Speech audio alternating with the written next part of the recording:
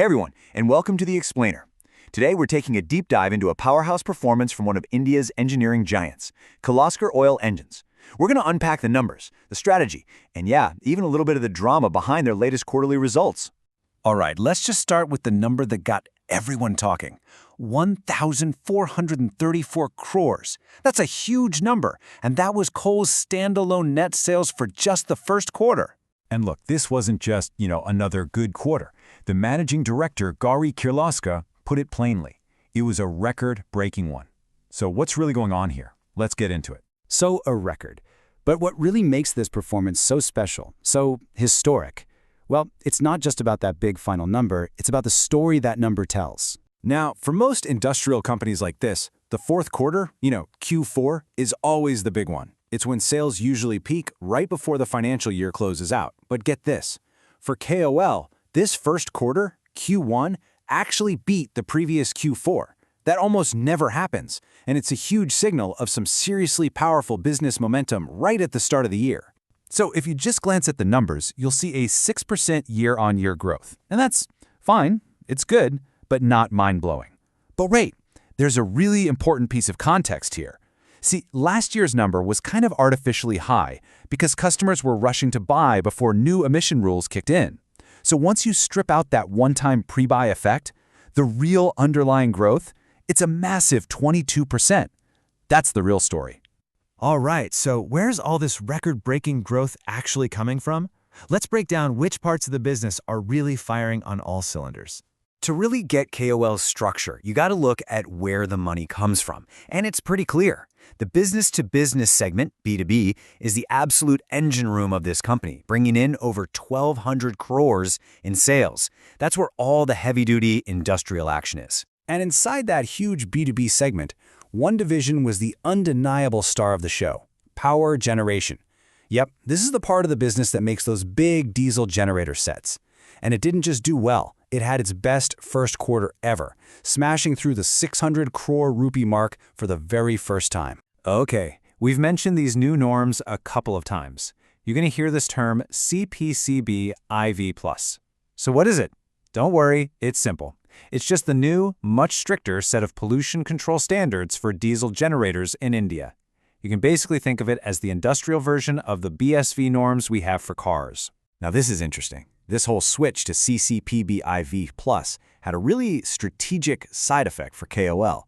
See, the new engines are way more complex, a lot more electronic. This means your local freelance mechanic can't just easily service them anymore. The service has become proprietary. This basically locks customers into KOL's official service network, which, for the company, creates this amazing, long-term revenue stream from parts and maintenance. A clever, unexpected win. But look, a great quarter isn't just about what's happening today. It's about what you're building for tomorrow. So let's check out Co's big strategic bets for the future. They are really pushing hard on a bunch of new fronts. I mean, they're getting deeper into nation building with huge projects for the Nuclear Power Corporation and even developing new engines for the Indian Navy. Plus, they're leveling up into massive high-horsepower engines and seeing some fantastic growth internationally, especially in the Middle East and Africa. And this quote, this really just nails the company's whole mindset right now.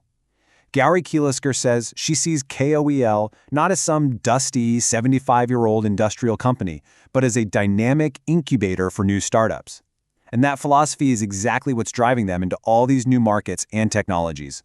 Okay, so the core business is booming, the future looks bright, but it wasn't all good news. The earnings call brought up a major point of tension for investors, and it all centers on one part of the company, Arca Financial. You could feel it on the call.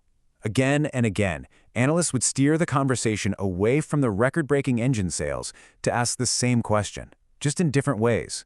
What is going on with the financial services business? And here is exactly why they were worried. On paper, Arca looks massive. It has over 7,200 crore rupees in assets under management. But the profit it made from that giant balance sheet was just 14 crores for the quarter. You see the problem? The numbers just don't seem to add up. An analyst named Bharat Shah from ASK Investment Managers really didn't pull any punches. He called the returns very, very underwhelming. And he said that this performance clouds the picture, basically putting a big shadow over the amazing results from the core engineering business. So what was the response from management? Well, they essentially asked for patience.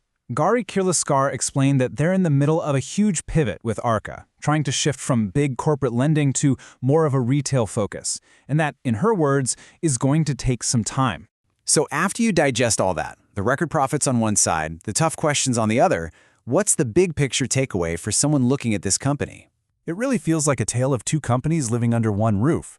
On one hand, you have this powerhouse core engine business. It's a market leader, it's got an incredible brand legacy, and the financials are rock solid. But on the other hand, you've got these challenges casting a shadow, the struggling Arca financial arm, some concerns about promoter holding going down, and a stock price that's already pretty high. Which really leaves us with the big final question, doesn't it? For all its incredible strength and momentum, can Kirloskar's powerful industrial engine successfully tow the massive weight of its ambitious and so far very costly financial services venture? That is the multi-billion rupee question on everyone's mind.